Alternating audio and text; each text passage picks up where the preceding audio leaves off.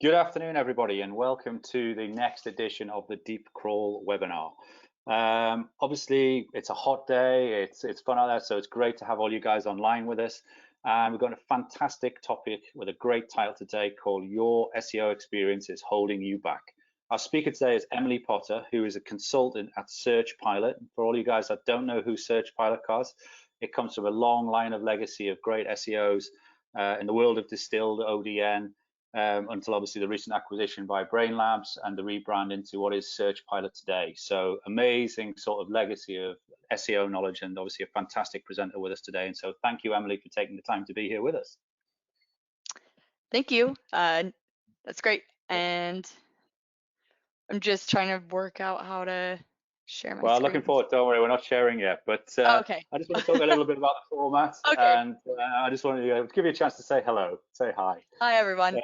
Thanks for coming. So guys, for you guys that have tune in on a regular basis, it's the usual format. We're going to do about 30-40 minutes of Q&A and presentation for Emily, and I've already had a look at the deck and it's looking fantastic.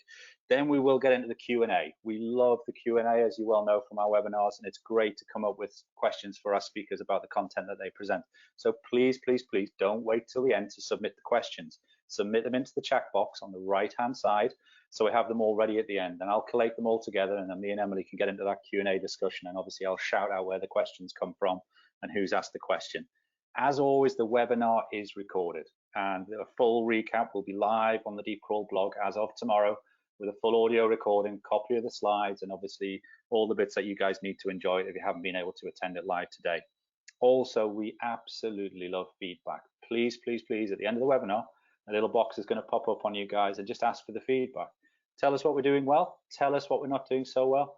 Tell us who you'd love to hear from. Who should our next speakers be, or some topics that you'd like to get involved with.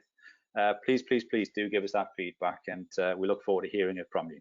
So today, it really is all about testing, A/B testing, SEO, best practice, and making all of those right changes to fix all those Google algorithm changes that we're seeing at the moment, and pushing forward in the right way from an organic SEO perspective in a testing environment with the technology that Emily's going to talk about at the moment. So without further ado, over to our speaker today, Emily Potter from SearchPilot, for the next 30 to 40 minutes. I'm looking forward to this presentation myself because the slides are looking great. I'm looking forward to hearing from Emily. So over to you, Emily. The floor is yours, and I'm looking forward to the Q&A afterwards. Thanks, John. And yeah, hello, everyone. And thanks for joining today on such a hot day in the UK here. And as John mentioned, I work at SearchPilot, formerly known as Distilled ODN, and we run an A/B testing platform.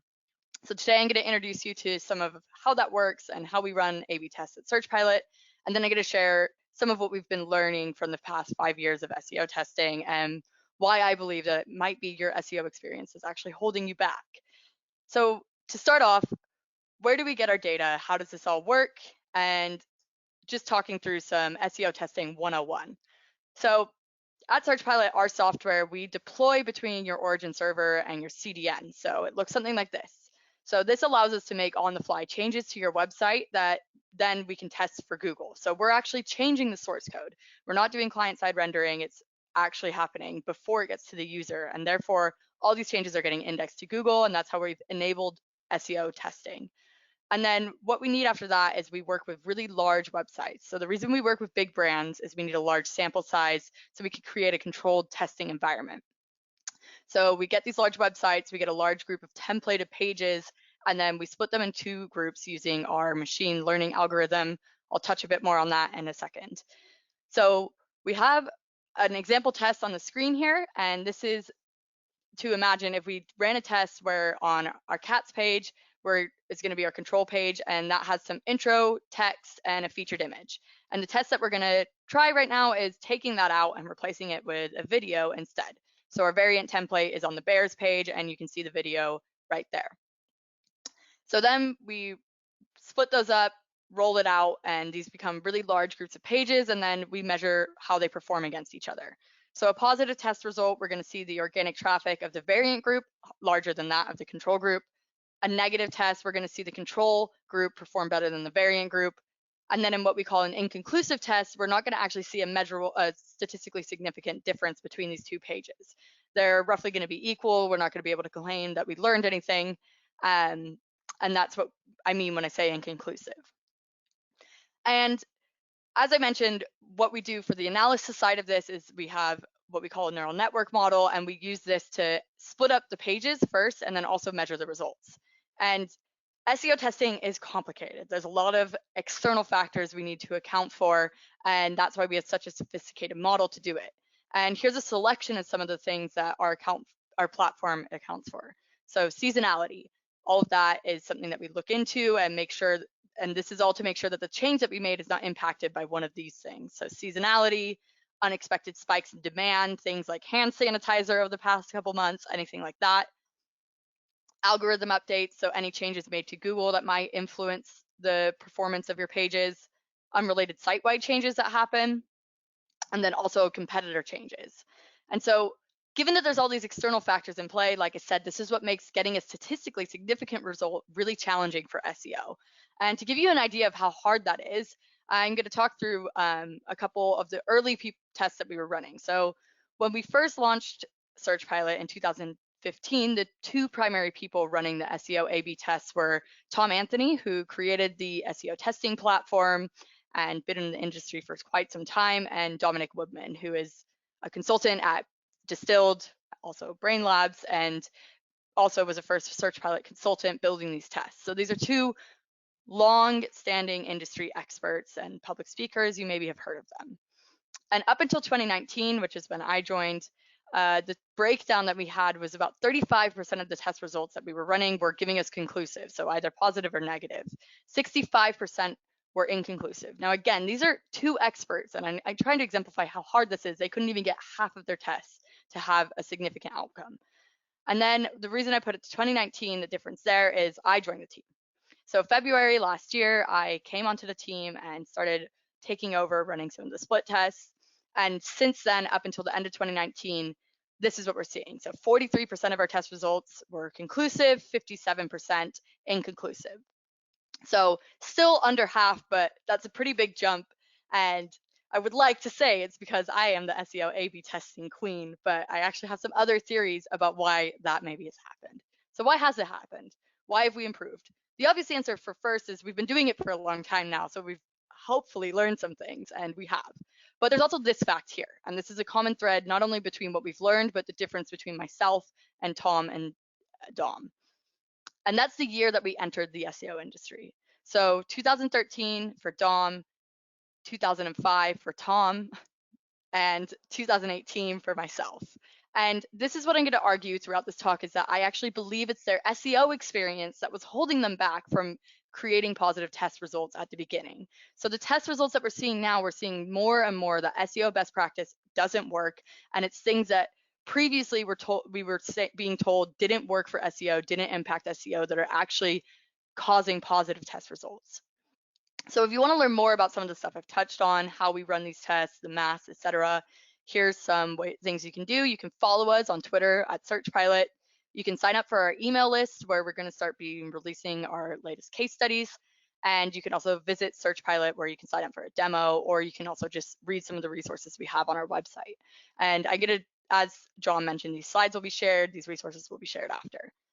So this talk is broken up in 4 sections. So first I'm going to talk about, is best practice actually best? And I'm going to start challenging this idea of SEO best practice. Then I'm going to talk about why ranking factors need not apply anymore. Now, it's important to remember that our clients are big brands, big websites, ranking in the top 5 results for most queries that they rank for. So this might not always apply to your specific website, but I still think the lessons here are very valuable, regardless if you work for a big brand or not. Then I'm going to talk about why some things don't change. So don't worry, you don't have to throw out everything you've learned out the window. There's still some SEO tried and true practices that we see that work. And I'm going to touch on some of what those are, but there's plenty more. And then finally, I'm going to give you takeaways before we go into our Q&A session. So first, is best practice best? And the reason I'm challenging this is, again, what Tom had to learn, what Dom had to learn, what all of us have had to learn, is that most best practice SEO tactics fail. They're not working. Not only are a lot of them are inconclusive, but many of them are actually negative. They're harming organic traffic. So let's take the meta description as an example. How many of you at some point in time have done a tech audit for a client's website and maybe found something like this? You saw that over 2,000 of the pages were missing meta descriptions and you flagged this as a problem. You said, there maybe don't impact rankings, but meta descriptions are still really important drivers of organic traffic to your website because it's how you advertise your page to the user in the SERP. And you might be even spent some time writing meta descriptions or gave them a template on how they could write some. This is probably a waste of your time. And the reason I say that is because 91% of the meta description tests that we've run have had no detectable impact. So what I mean by that is of all of the meta description tests we've run at SearchPilot, 91% were inconclusive. Now, I actually find it really surprising that 9% actually did either improve or decline organic traffic. But my point is, if you're spending a lot of time writing meta descriptions, it's probably not the best use of your time. The other reason that it's maybe not the best use of your time is that we're seeing this more and more.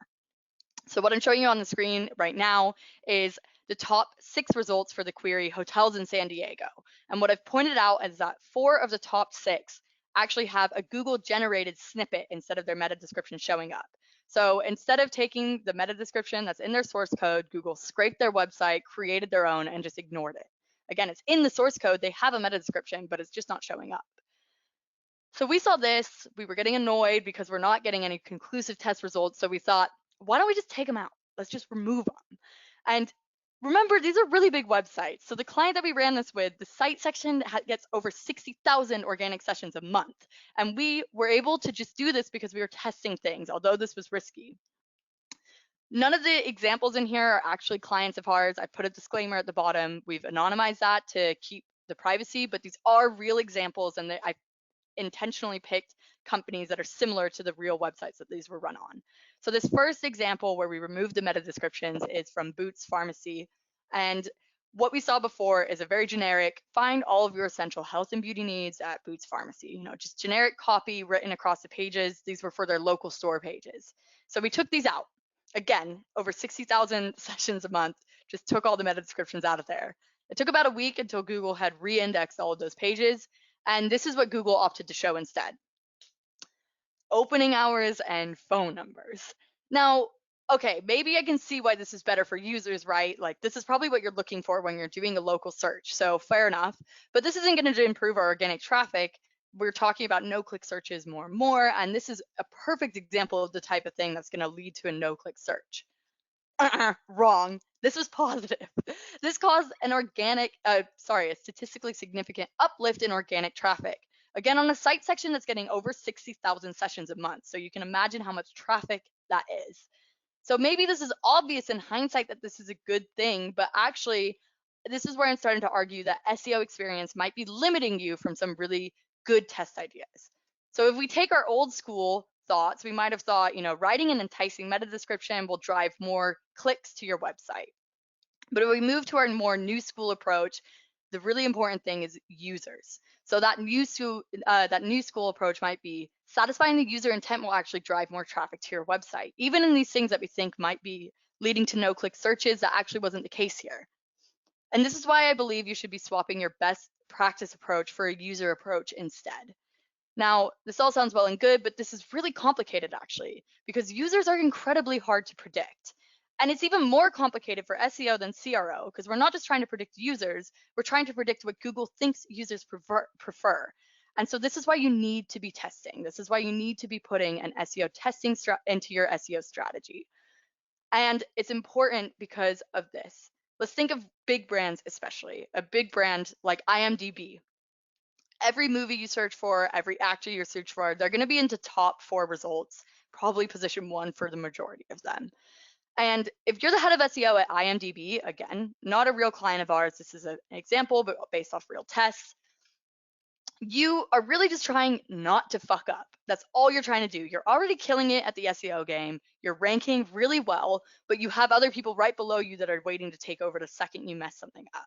And imagine if the head of SEO at IMDb had thought they had a really great idea. They saw this new craze and they thought, why don't we add FAQ schema to our pages? And this was 2019's biggest trend. It's everywhere. And if you don't know what FAQ schema is, here's an example. So this is for the query, how do I get a coronavirus test? And you can see from the government website, there's some questions and answers that you can drop down in the SERP there. So if IMDb wanted to test this, the important caveat is actually you can't have FAQ schema and this rating snippet that you're seeing they have here. If you want to get FAQ schema to show up, you're going to have to take that out. So if you didn't know, you can only have one or the other, except for some weird edge cases. Pretty much you can either have rating and price snippets or FAQ snippets. You're not going to be able to get both anymore. So this is what's going to happen when IMDb implements that change. They're going to have to remove those star snippets. They get the FAQ schema showing up. Now, there's still good reason to believe this is going to be positive, right? It's taking more real estate up on the SERP. You're pushing Wikipedia right down. But this was negative. And actually, we've run this many, many times. FAQ schema is a really hot thing right now, and we're seeing both results, actually. We're seeing for some industries, some websites, FAQ schema is more valuable than rating snippets and price snippets. And for other industries, it's the opposite. So you really need to be making sure for your website that you're testing which is the most valuable, and you're trying to find that out. But going back also to this idea of making sure you're testing not to screw up, what if IMDb had done this? Imagine if they just implemented this change without testing it, and they're getting a decline in organic traffic, and they actually don't even know why that's happening. They just blindly followed this craze and implemented this schema, and they might not have even realized that it was harming them. This is why I say big brands win by not making mistakes. And the way that you do that, the way you don't make mistakes, is that you test things. And we're seeing this with our clients constantly.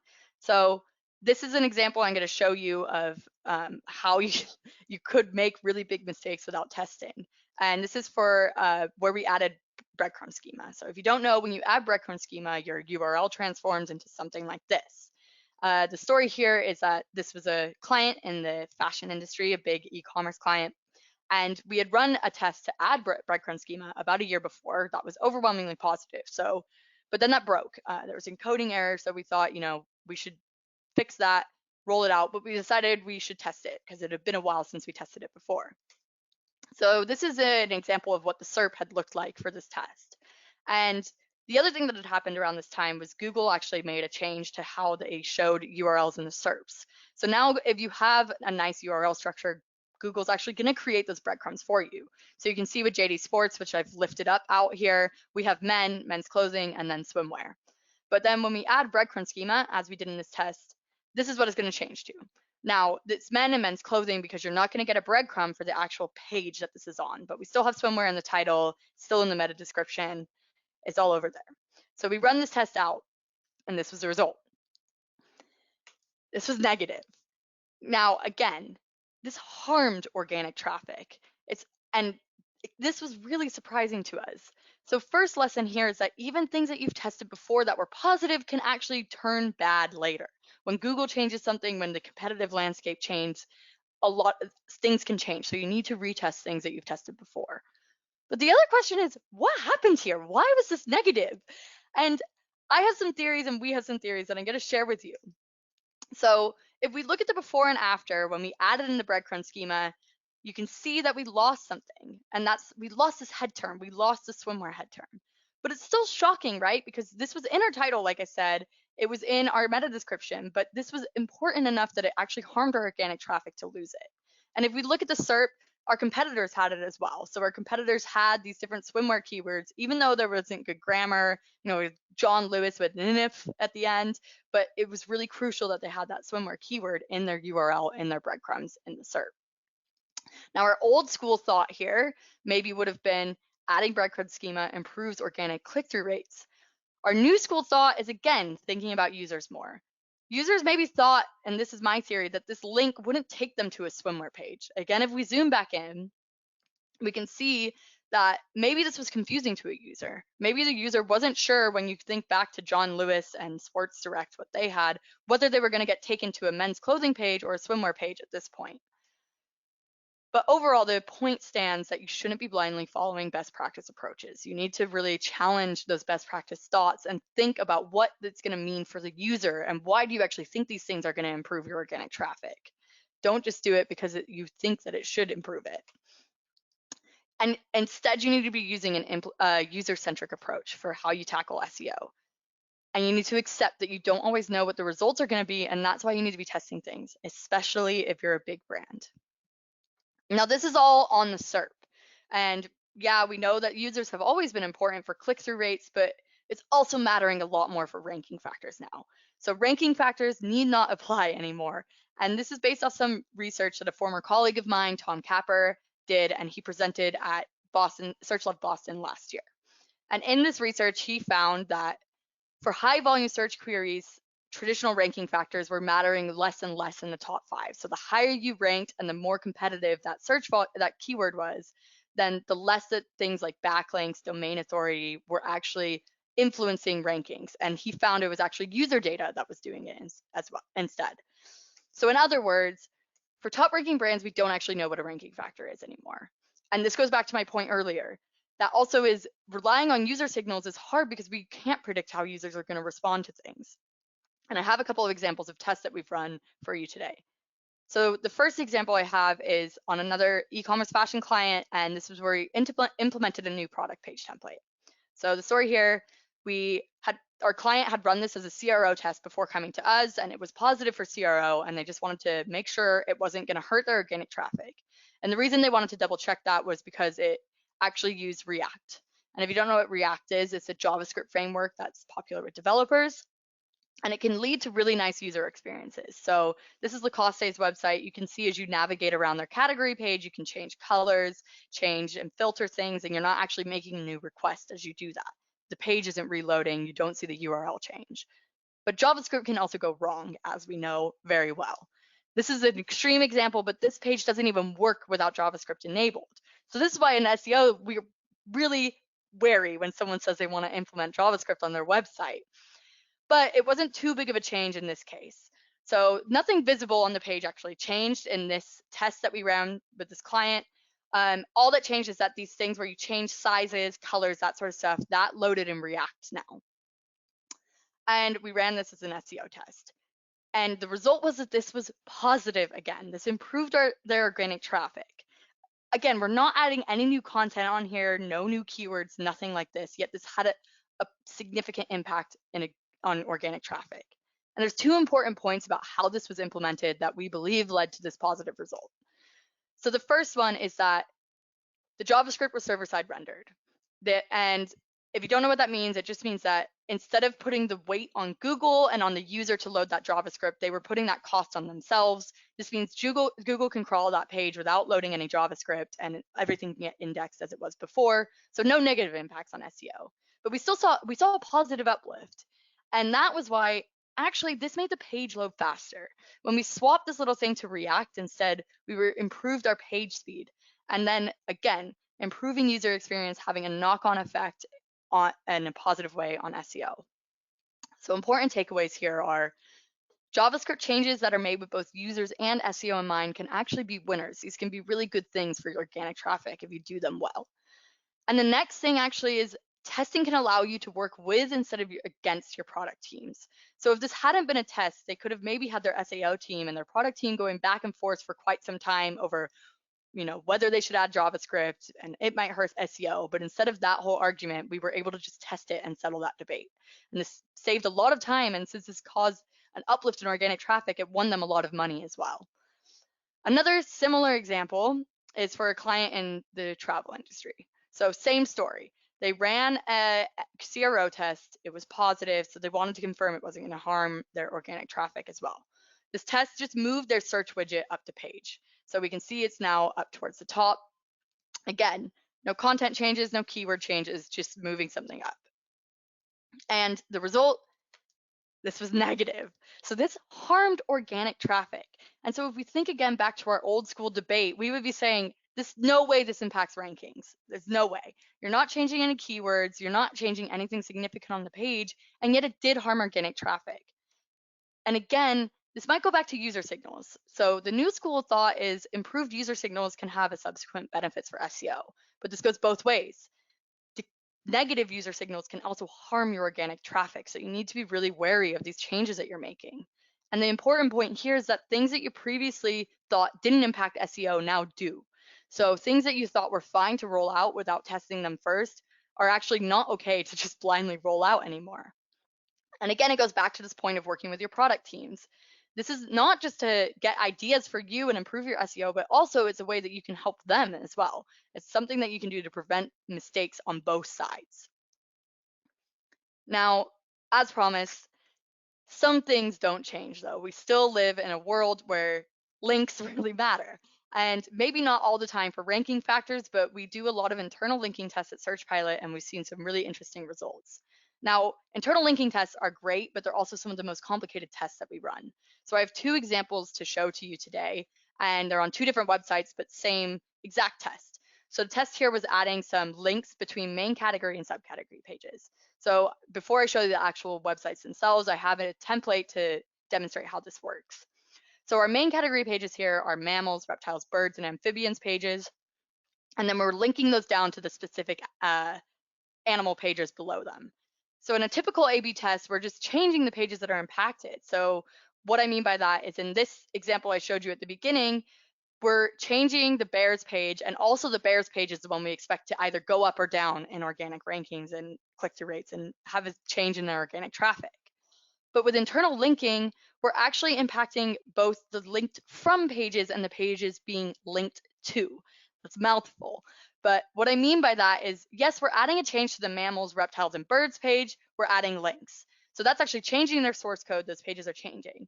But all of our animal pages below, we're not changing them. Their source code stays the same, but there is something happening to them. They're getting a link that we would expect would influence organic traffic.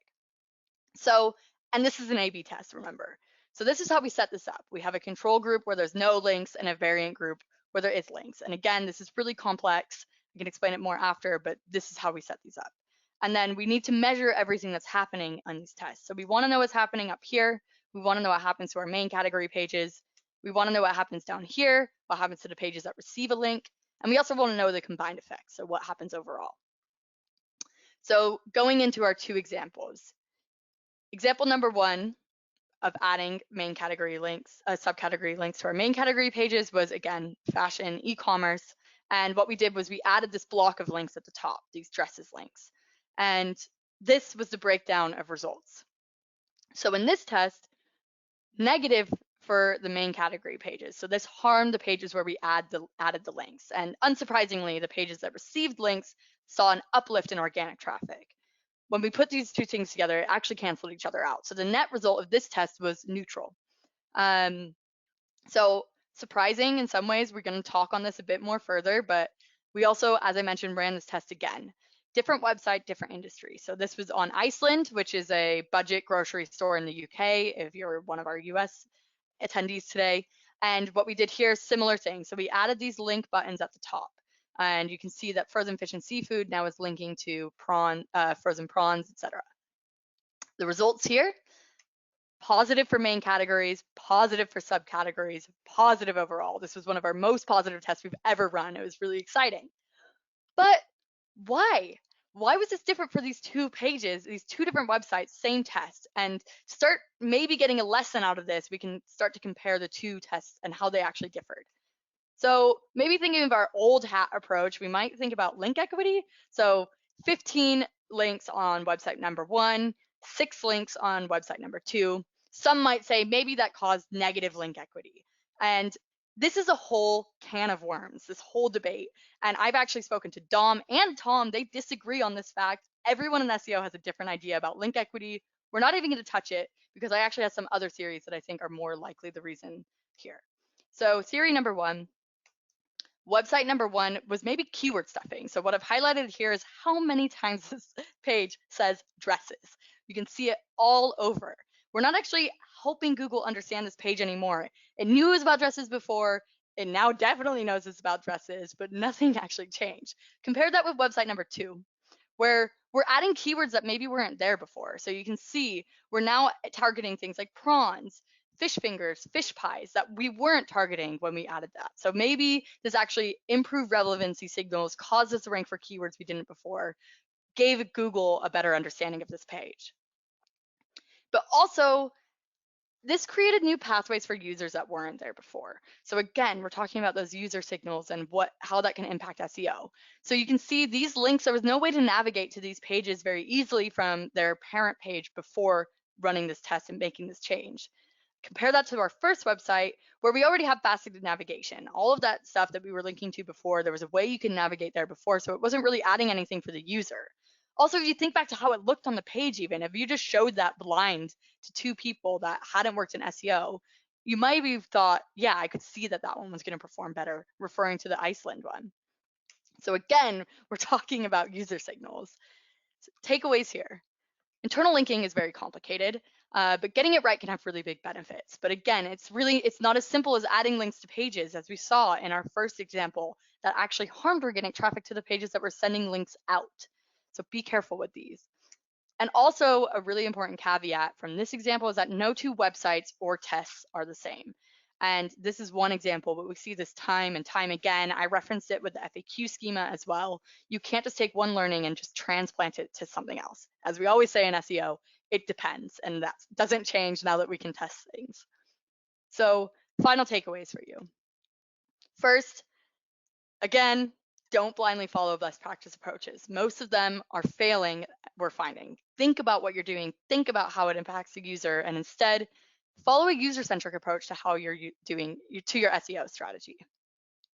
And next, if you're a big brand, ranking factors need not apply. And by that, again, I'm referring to how user signals are now influencing rankings so much more, and that's only going to happen more as Google continues to get smarter.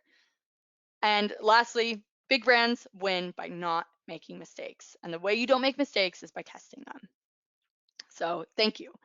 I'm ready now for Q&A and everything that you maybe have for us. But again, here's some of the ways that you can get more information from us after today. Thanks, Emily. Fantastic presentation. Really good content. Thank you. We have questions, which is always good. Great. No, you don't want to get to the end and then suddenly there's no questions or anything like that, but that's not the case. Believe me, the content's fantastic, and it's thrown out quite a few sort of questions right across the piece, Okay. which is great. So Yeah, it great. kind of, as you talk through, people have kind of chipped in. So I always like to start with a question who obviously is the first question that gets asked, and it was from a lady called Anita. She said, what type of pages were FAQ schemas added to? Were they commercial or were they informational pages?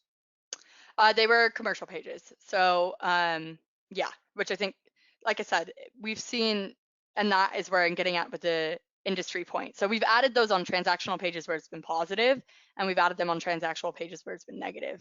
But most of them, yeah, we don't work with many informational websites, but yeah, all of these were primarily transactional pages. That makes, obviously in my head makes sense. It's good to you kind of wrap that up at the end kind of thing and just, explain why. I think that's absolutely the fact. I think informational is great, but at the end of the day, we're here to drive revenue, drive performance for customers. Yeah. So transactional makes a lot of sense. Siethram, hopefully I've got your name right there, who's been raving about the presentation as well and said he's absolutely loved it. Thank you. Just wanted to talk about, as I always like to shout out people when they say kind of like it's, they're loving the presentation and stuff like that. So thank you for that. Does it mean that FAQ breadcrumbs are not good for search results? With the context how you obviously talked about it, do you feel that putting the FAQ breadcrumb in place is a good thing or a bad thing, or is it something that you need to test and find out whether it works for you? Does that refer to the breadcrumb schema or the? Yeah, the FAQ schema. FAQ schema, yeah, I think it's going to be something that you're going to have to find out whether it works. Like I said, we've seen positive tests with that, and we've seen negative as well. And that, so first, I don't know if you remember when this first rolled out, you could have both snippets, like review snippets and FAQ schema for a wonderful little period. But ever since that got rolled back, we've tested it again, and we found even since sometimes review stars are more valuable, sometimes FAQ schema is more valuable. Fantastic. No, they just keep doing that. They roll stuff out, roll it back, move it around, change the names, do whatever they want to do. It just can't keep it consistent in some respects. No. But hey, it's still whatever. Right, great question from Matthew Reese as well, which be interesting to get your views on. He said, do you have any opinions on partial server-side rendering?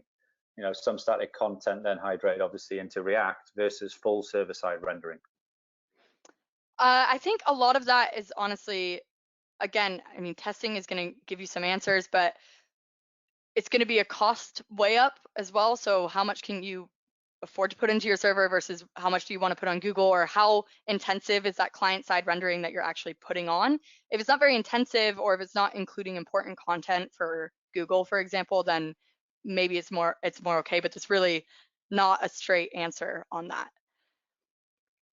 Yeah, it's an interesting one. I certainly know it's something me and Tom have got into in the past. So Yeah, and I that think for conversation page will probably be really performance, sites server side is probably going to help with your page speed as well. Yeah, for sure. Yeah, the CDN conversation, all that sort of stuff will obviously continue to rage, and we'll all try and figure it out. But hey, that's part of what we do. I'm We sure try to Tom figure these has a things out. lot of different thoughts on that. Absolutely. So Mike Takula is asking, how would you invalidate a test result someone has run where there's a sample size is clearly too small, or control/variant groups are too poorly matched? Are there any sort of free or public tools for this? Or is it a case of you've just got to kind of set a threshold of, the test needs X number of, interactions to make it a valid confirmation statistically? Yeah, so for our platform, we typically say the site section that we're running a test on between control and variant should get about 1,000 sessions a day. Now we can drop below that. It depends on, so the bigger your sample size is, the smaller of a change you're going to be able to detect. So with really big uplifts, then even at smaller site sections, we're able to pick that up with statistical confidence. But those like 3%, 4% to 10% uplifts are really hard to detect with smaller traffic pages. In terms of like smaller websites that can't actually deploy SearchPilot, there are free causal impact analysis tools and stuff like that online. And I still believe it's worth doing, even if you have low traffic ones. It's just controlling that test environment as much as possible. So don't make a ton of changes, really isolate the changes that you're making. Make sure you don't change anything on those pages during the test period. Make sure you run that test for like at least a period of like at minimum a week, but really we're looking at like 3 weeks a lot of times to get a significant test result. No, definitely. I was literally about to ask that next question because Talia sent in a question, so which was basically how long do you run a test for? And obviously you just finished off there talking about a week to 3 weeks. Would you, I mean, could you see the test running faster if you're working with a site like you mentioned, like IMDb, which gets an incredible amount of traffic on a day-to-day basis? Could you wrap up a test statistically quicker than waiting for a period of time, or just do you let it roll until you feel like you've got that confidence in the data? Yeah, so we never end tests earlier than a week, and that's partially because you'll see sometimes like very early days it might say it's statistically significant and then drop back towards inclusive. So you want to make sure first that if something becomes statistically significant, it maintains that for at least 5 days. But then, yeah, so we usually don't end anything earlier than a week. But yes, if it's a bigger website, you're more likely to be able to shorten that test period, but also if it's a higher impact change. So when something like adding content that needs to get re-indexed and it takes a long time to see the performance, then that might take longer. Something like a title tag change, though, you can see that swing pretty quickly. No, definitely. I think it is just, feeling your way through the process kind of thing. I think Jeff Russell's asked the question, which kind of adds an extra layer to that. When obviously we're talking about, it could be a week test, 3-week test, it could be quicker, it could be whatever. If you come up with a test that is inconclusive, when do you decide to retest on that previous test, out of interest? It depends, but so one thing would be like why we think it might be inconclusive. So if we have a good theory for a way we could adjust the change to retest it, then we might do that. So for example, we've had I saw that with review snippets recently. So we had like product schema with review and price snippets, but then the prices were confusing and that was negative. We ended that and relaunched it with just the review stars, and then it was actually positive. So that was a negative versus positive, but same would work out for inconclusive. So if you have a legitimate hypothesis of why you think that might have not tipped the needle and something you could change, it's worth retesting. Or if you can add more pages into it, create a bigger site section, and give it a better chance. No, definitely. And then just thinking about another kind of layer of, I call it complexity onto that. Lana Layton's asked the question. First of all, she said, great session. So thanks for the shout out, Lana, and well done, Emily. Do you have an opinion on testing during a core algo update, i.e. keeping them live versus pausing them? Have you seen evidence, obviously during a rollout of algo updates skewing tests by much or not having any effect whatsoever on the test as such? So generally for us, it doesn't matter. Like I said, the machine learning algorithm that we use will account for that. We have a way to make sure to isolate changes. But if you're using a less sophisticated thing, it might, and you know that that's happened, it might be worth retesting depending on how much you can actually control that test environment. But that's also why your control group is really important, because that's how you're going to know what's happening across the whole group, and whether it's the variant group on its own or both. No, definitely.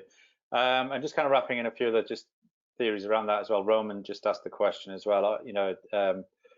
When you're doing those testings, are you looking, and again, this might be a by person opinion kind of thing, are you looking for an improvement in rankings as a KPI rather than traffic? Or is it all about kind of the commercial follow through of obviously driving business? That's a good question. We specifically use organic traffic only as a KPI, and that's because that's going to capture both changes in click-through rate and rankings. Because at the end of the day, the way you improve your organic traffic is either improving your rankings, improving your click-through rates, or ranking for more keywords. Trying to isolate if it was a ranking change or a click-through rate change, we've looked at, like, we have some ways we've tried to look at that, but it's really messy, to be honest. It's so hard to figure out whether a click-through rate change was because of the test. It just gets a lot harder to unpick. So that's why we actually choose to just measure organic traffic. No, which I guess for you guys, that's the bit which you can control in a lot of respects, isn't it? Because Yeah. there's going to be other factors outside of that which have an effect on the whole process. Yeah. And So ultimately, that's the thing we care about anyways. So absolutely. most of our clients, once we tell them it's caused an uplift in organic traffic, they're happy about that. No, well, everybody would be, wouldn't they? Traffic into the Yeah. website. That's kind of on to the next guys to think about those kind of changes. And Sam Nesmer has talked about. You mentioned obviously taking UX into account with those SEO changes. Obviously, once we get the traffic in and we get it into the site and we're doing the things that we need to do. How do you weigh up CRO and SEO impacts when testing those changes? Yeah, that's also a great question. So we've recently, about a year ago, rolled out what we call full funnel testing. So we actually have a way now that we can test those two things in tandem. So the examples I use were actually where they came to us after running a CRO experiment, but we're actually able to run now a test where it's testing for both CRO and SEO at the same time. And that involves cookieing users. But even after that, you need to then, what if they're both positive, then that's easy, but it gets complicated when, in that one example I had, where it's positive for SEO or CRO and negative for SEO, or other way around, because then you need to weigh up, is the additional traffic we're getting offsetting the loss that we're seeing in conversions? And we have an analysis that we do to account for that as well, but that's something you can also look at on your own, and I would recommend. No, definitely, without a doubt. Dan just talked about again just the Dan Oletti. He just again shout out, said he absolutely excellent presentation from yourself. So Thank thanks you. for that, Dan. But he's almost thinking of it as, are you almost kind of thinking of it as search engine experience optimized versus for the search engine? It's kind of, do you optimize for the consumer or do you optimize for Google as such? I think is where Dan's coming at it from. And if so, have you seen any sort of studies or tests within the finance vertical that would be worth reading up on? I mean, I still see it as optimizing for Google, but I think optimizing for Google is increasingly meaning more often optimizing for Google search users. So that's kind of where that's shifting a bit, and Google's just moving a lot more away from using links as their primary ranking factor. And in terms of finance industry, we don't actually have any finance clients at the moment, so I can't touch too much on that, unfortunately. That's fair enough. There's sure there's something out there, but Yeah, watch this space. I'm sure there will be something soon, Dan.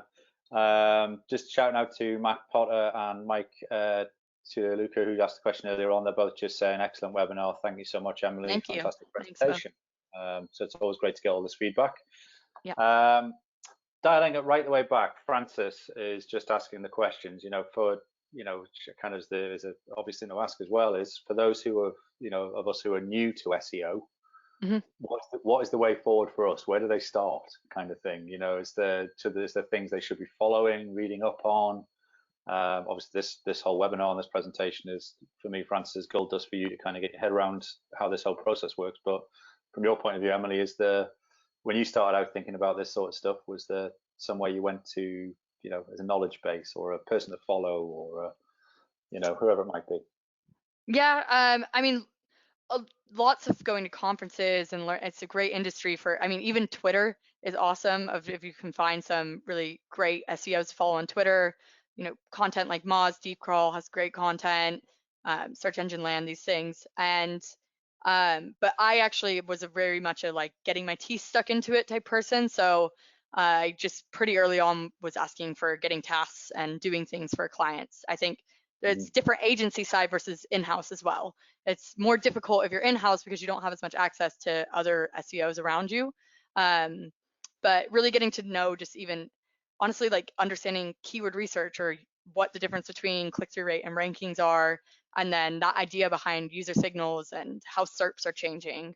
Understanding a lot of those things will help you with how SEO is going. But the good thing is, as usual, as Google gets more sophisticated, just making a great website is probably going to help you with your SEO, but also understanding really technical SEO basics is really important. So you want to make sure that you can rank for things so you're not messing up meta robots tags, different things like that. Yeah, totally agree. Get the basics. Mm. I've always talked about it. It's get the foundations in place and then build from there. Yes. Yeah, The exactly. sort of stuff that you're talking about, which is fantastic, and all that sort of stuff will have proven success. So you've got the foundations in place, as you Yeah. say. Yeah. Um, Yeah. These brands already have a lot of that stuff nailed. So no, definitely. I would hope the sort of brands that you yeah. presented today would have that Yeah. one nailed down, and it's Yeah. going to be sort of brand side tech SEOs Yeah. currently cringing in the corner, going, "Oh my god, don't talk about my website." I'm just thinking about the testing a little bit. Sam's just asking the question of, can you talk a bit more about what factors you consider for your tests? Assuming things like seasonality, core releases, competitor changes, new players in the marketplace, and how do you kind of come to the assumption of connecting those pieces to decide on, what you're testing and how those things affect those tests? Is there a kind of out the box view, or is it kind of bespoke each time? I mean, I often do look at what competitors are doing, so and try and see what's different about their website that we're not doing, and that's even valuable. Even negative tests are really valuable. Finding out that something your competitor is doing that you're not would hurt your organic traffic is great to find out. And if we talk about the breadcrumb schema fix that we were talking about earlier, things that you would have rolled out and you find out would have been really damaging, that's really valuable. Any sort of, yeah, when FAQ schema came out, we were pretty quick on testing that and figuring out how it impacted things. So following industry trends, but and then yeah, it's hard to come up with test ideas for these brands, like I said, because they're doing SEO really well. So it's trying to figure out things that are going to drive their organic traffic up. And you also need to consider, we have some brands where they're ranking #1 for most things. So at that point, we're going to be thinking a lot more about titles, schema, Mhm. anything impacting the SERP. When they're maybe in position 4, then we're going to be looking more at things that will influence rankings. No, definitely it makes a lot of sense in how you're thinking about that. And just going back to actually the FAQ schema, Matt Potter just asked the question: do you think FAQ schema works on long form content, i.e., kind of like blogs, or sort of short form on page better? Yeah, Or have I'm you done a we test that decided that? no, I haven't done any tests with that actually. I mean, the reason we don't tend to do many tests with informational pages is they don't tend to be as templated, so it gets harder to create a controlled test with blog. We can do it, and we're doing a lot of really interesting tests right now with Moz actually. So watch that space basically. But FAQ schema isn't one that we've tested yet with Moz, which is the blog that we're working with. Fantastic. We're better breath on that one, because obviously that's a big blog. So it's Yeah, going to be interesting to see yeah, see the results back from that one, because the traffic's obviously pretty enormous on that one. yeah. Josh just wanted to talk about the tests in particular. I don't know if you can, I can't answer this one, but Josh says, are you using hypothesis tests or other statistical methods to determine statistical significance when determining whether a test is conclusive? Yeah. So yeah, we implement hypothesis testing. So we use like what I mentioned earlier about, you can influence SEO in either targeting click-through rates, rankings, or ranking for more keywords. Every test that we run, we want to make sure we have a strong hypothesis on why we believe this is going to influence rankings. Except unless, I mean, some of the other examples that were weird of, if they come to us, a client sometimes are just want to verify, and that's where we find out these really interesting things. But then the math modeling that we use accounts for statistical significance. So we use a 95% confidence interval, and anything that we claim is positive or negative has crossed that threshold. So it's within a 95% confidence interval. Wow, which is high, because I mean, I know I've done testing in the past and used other products over the years, and when you talk to people about modeling and stuff like that, being sort of north of 80% is seen as successful. So if you guys are running at the 95 level, that's a big thumbs up from me.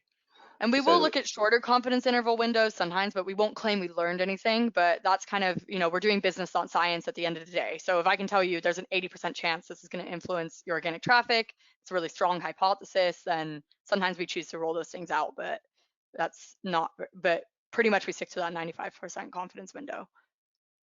Oh, brilliant. Darby Ellis is just asking around the breadcrumb schema again. You said it didn't work for men's clothing in that example that you had, kind of thing, after the changes in Google. Did you try changing the schema link order and names first before abandoning? And if so, did you see any effect from that? Or was it kind of, it just wasn't conclusive and moved forward on that front? Yeah, we just chose not to roll it out after it was negative. So we reverted back to actually letting Google turn our URLs into breadcrumbs, because that seemed to be more positive. We've done follow-up tests where we've tried to get like a breadcrumb for the actual last one, and that's not, Google's ignored it basically. But I mean, again, that was just in one example. But then also another thing with these tests is, I'll show you a page as an example in these case studies, but we're testing this on like 1,000 pages. So you want to also make sure it's a change that you can make to all of them, and it gets hard if you're doing like case by case basis, then it's not really a controlled test environment at that point. No, I absolutely agree with you on that one.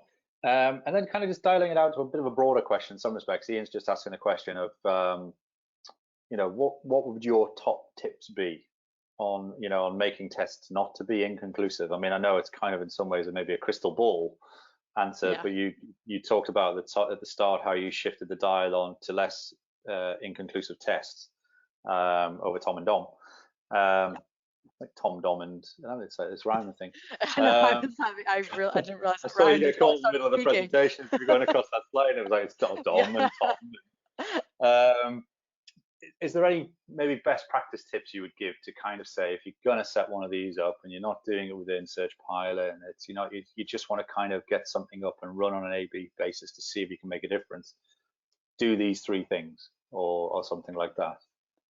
It would be hard to pick it that specific, but what I would say is we prioritize things based off like potential impact and complexity of setting stuff up. So that's always something to weigh up. Some of these like internal linking tests, for example, really high impact, but really complicated to set up. Title tag tests are honestly one of the ones that tend to be they are very often conclusive. It's very hard to get a positive one, but testing your titles all the time is a really good thing and tends to be a pretty easy change that you can make. And then the other thing is what I touched on is, if you can and you're able to test, working with product teams is a great thing. We've seen a lot of good stuff with like new page templates, adding new components, and so that's a good source of like new test ideas. Again, it's optimizing your websites to just make them better for users, and a lot of times it's your product teams or your UX teams that are going to have some of the ideas for that. Yeah, no, absolutely. And just thinking about the test as well, I mean, Isabella just asking the question, you talked about obviously changing the source code towards the end of the presentation. Does this have a negative effect, obviously, from a ranking perspective, an organic, indexation perspective? And if it does, do you find that it's then sort of outweighed by the positive effect that you have on making those changes within the test? So before we deploy anything, we do lots of page speed testing to make sure it's seamless. It's completely on the fly. So we're confident that us being there basically is not having any negative impact. And all of the traffic is going through our servers as well. So that stuff would get flagged really quickly if it was actually happening. So any of the changes at that point we're just testing the changes, but actually deploying SearchPilot itself, which I think the question might be, is not having any impact on rankings or getting traffic for that matter. Fantastic. So huge thumbs up. SearchPilot's the way forward, guys. Get on board, get running. Yep. Definitely, without a doubt. I know I'm saying that in jest, but I think the product's great as well, just to come to complete aside. So do take Thank the you. time to check it out, you guys. Um, we're out of time. That's absolutely flown by. I mean, it's coming up at 5 o'clock. It's officially the hottest day of the year in the UK. So I really do appreciate everybody that is being on the line or is taking the time to put the questions over. And I hope obviously all our overseas listeners, you guys who are starting a day or finishing a day, really appreciate you guys taking the time to get involved. So a massive thank you to you guys as listeners as always, and obviously a massive thank you to Emily Potter from SearchPilot for a fantastic presentation. We'll get any sort of follow-up questions, we'll get them over to Emily, and hopefully you can answer them. We can wrap them up into the DC blog and recap that, because we like to try and answer everything that comes our way. As I mentioned, that obviously it will be live by tomorrow, so you guys can download full review of the presentation, the slides, and obviously a recap on the blog. So do take the time to grab it if you guys want to, and obviously if you signed up for this webinar, we will be emailing it out to you so you have it in your inbox as well. Please, please, please, as I say, do fill in the survey when you guys go to sign out. We really do appreciate the feedback, even if it's good, bad, or indifferent. Just tell us the things that we could be doing better, or the things that we're doing really well, and we'll do more of that. And we'll try and do less of the things that you guys don't want to see, but we appreciate all the feedback that we always get. My name's John Myers. Obviously, I chair these things on an ongoing basis, and I really do look forward to seeing you back in June for our next webinar, which we'll be announcing very, very soon. But again, just one final thought, just a massive thank you to you, Emily, for taking the time to be involved with us today, and really appreciate the presentation. Yeah, thanks for having me. It's been fun. Anytime. We'll probably get you back at some point, I'm absolutely certain. Thank Yep, you, guys. sounds Thank good. you to our listeners. Great. And Thanks, have everyone. a great day. Cheers. Bye-bye. Bye.